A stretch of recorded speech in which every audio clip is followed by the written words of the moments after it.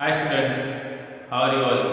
Welcome in our SS lecture and we have chapter 9 Urban Livelihood. Livelihood it refers to the person's life. Livelihood means that different kind of occupations person do for life. So that life settlement, how that person earning to live life, that is called livelihood. Well, we already learned about that livelihood in rural areas, and now we learn about livelihood in urban areas. Livelihood of a rural area and urban area both are different. Means in a urban area and in rural area people live different life and they do different occupations for life. So people in rural area mainly practice that primary occupations like people living in villages, they do farm work, labor work, household work, and in urban area people are there, they are doing that means following secondary occupations and tertiary occupations. So the standard of rural occupations and urban occupations are different. There are four types of that urban workers. Four types of urban workers. The first category of workers are the self-employed workers, like that street vendors, hawkers, and they are called that first category workers, like the street vendors, hawkers, shop owners, and showroom and agency owners. They are called that kind of workers. The second category of workers is there includes that casual workers and wage workers and workers of factory, painters, that all are coming in this category. The third category of worker is there, it is the permanent workers like bankers, then engineers, teachers. These are called that third category workers. Then lastly you can see that there are professionals who may be working for someone or they is self-employed. So they are that fourth category workers are there. So we'll see about some self-employed workers. There are numbers of workers, numbers of people who are not hired by anyone, who are not hired by or not employed by anyone. They are called that self-employed.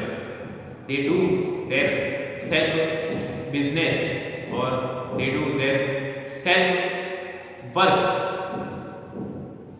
They are self-employed. They have their own business and like a shop, stalls, and they have not any fixed income. If their work is there, it's a paid, then their profit will be more. If their work will not spread more, then they will get less profits, or sometimes they will have to face loss also. Whenever their business will spread or business will be more, then they will get more than profit, and when their business will be less for some days, then their profit will be less. Sometimes they have to face loss also. They don't have that permanent that income, continuous income. They will not get. Totally income is there. It depends on that business, how business happen, that way they will get money and that way they will earn profit. That's why it is said sometimes they have to face loss also. If their work flourish, they will get profit. They may not even be able to make that ends meet. People who sell things on the streets or on the roadside, you have seen on the roadside, people are selling some things, and in cities they are referred as hawkers or vendors. People are selling things on the roadside, they are called that hawkers or that vendors. They have to organize their work and and plan how to work and where to set up their stalls. In short, they have to organize their work. They have to decide according to the crowd. They will decide where to means build their stall, where to keep the stall, and their work, their timing, place. They have to decide themselves. People who sell food items mostly prepare food at home only and sell it on the roadside or on the streets. Their stalls are, generally that temporary structures, and they may be cards and plastic sheets spread on the ground, and on pavement they will spread and they will sit and do business. They don't have permanent shop. According to the place and according to the crowd of people and according to demand, they have to set up their stalls. They don't have permanent shop. They do business in cards, spread some papers on the sheets of plastic on the ground and do business there. They don't have permanent shop, and they have their own business, and the police can drive away them also. If they stop traffic, then police can drive them away. If they put up their stalls in unauthorized area, anywhere they can't keep their stall.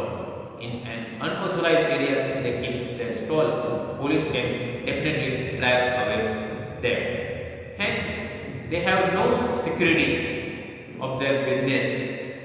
They usually depends on their daily sale. They have to depend on their daily sale for their business and their bread and butter. So they have to depend on their daily sale for their bread and butter. Some street vendors are there. Some street vendors may cause that inconvenience to people, that obstruct traffic, block pavements, and get in the way of pedestrians. So sometimes these workers or hawkers, they block traffic. In a way, when they will do stall, then they block traffic, and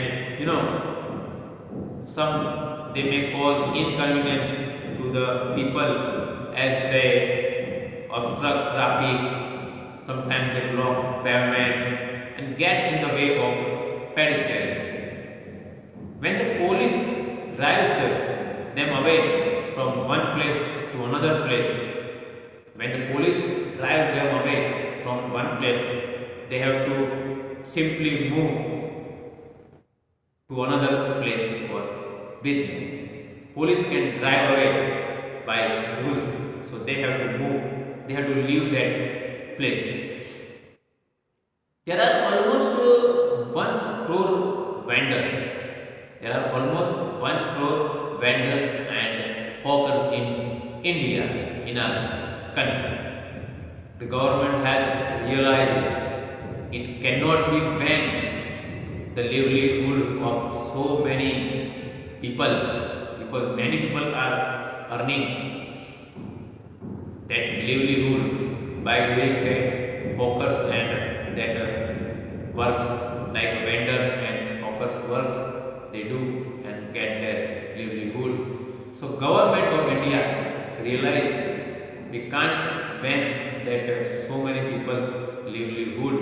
So a rules act passed of these vendors and that hawkers.